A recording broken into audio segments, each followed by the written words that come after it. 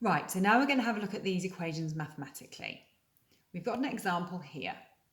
Prove that single phase is 230 volts with a three-phase supply of 400 volts for a star circuit. Right, the first thing we need to pick out is that it's a star circuit, so we know which equations we're going to apply. We're going to write down our star equations. That is that our line current is the same as our phase current, and our line voltage is our phase voltage multiplied by √3. The trick in these questions is to identify which is it talking about, the line voltage or the phase voltage, which is which out of these two numbers. It's asking for a single phase here, so that is our phase voltage, okay?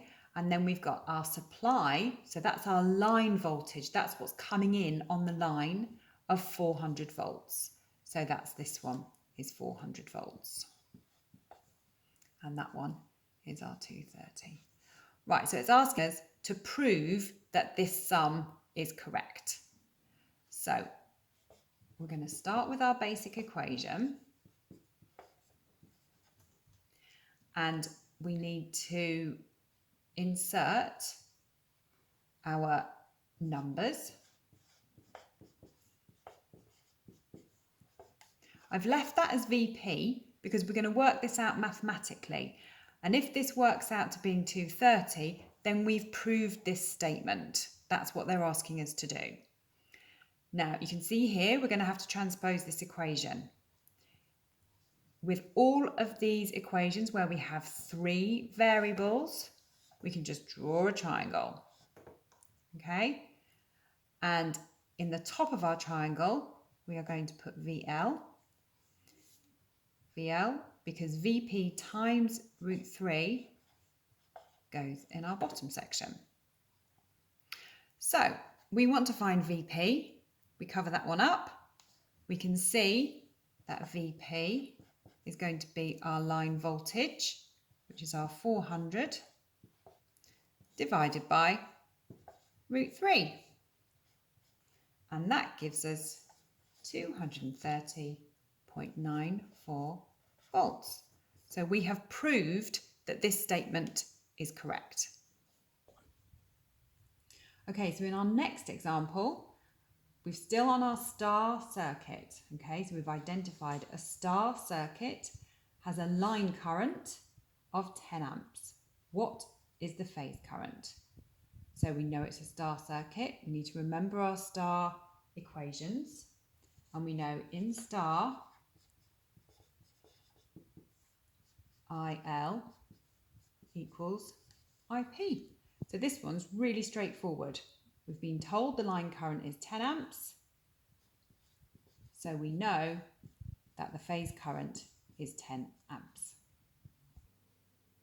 Okay, so we're going to move on to our delta equations. So we've got a delta circuit, which has a line voltage of 400 volts. Calculate the phase voltage. Don't be put off by the word calculate, okay? Just remember your rules for each of the connections. And we know that in delta,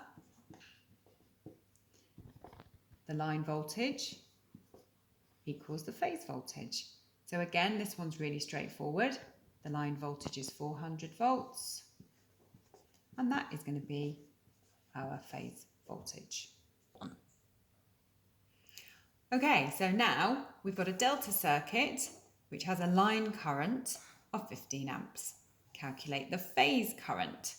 So again, we think about the equations associated with the delta connection, and we know that IL equals IP times √3.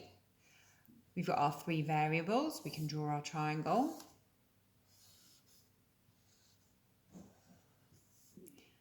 IP times √3 goes in the bottom, and that leaves our IL at the top. We want to calculate the phase current. That's this one here. So we're going to cover up IP And then we can see that we need to do IL divided by root 3.